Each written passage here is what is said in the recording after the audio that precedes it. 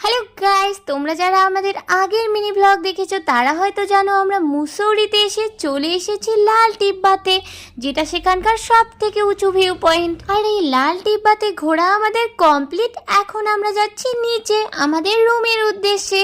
লাল টিব্বায় আসার সময় কিন্তু আমরা কোনো লোককেই হেঁটে আসতে দেখিনি, বাট এখন আমরা যখন ফিরছি তখন অনেক লোককেই হেঁটে হেঁটে আসতে দেখছি। এই 4 কিমি উঠতে কিন্তু আমাদের অনেকটাই কষ্ট হয়েছিল, বাট নামার সময় কিন্তু আমাদের খুবই ভালো লাগছে। ওই যে নিচে তোমরা পাকা রাস্তাটা দেখতে পাচ্ছ, আমরা সেখান থেকেই উঠে এসেছি। তাহলে ভাবো, হাঁপিয়ে তো যাওয়ারই কথা না।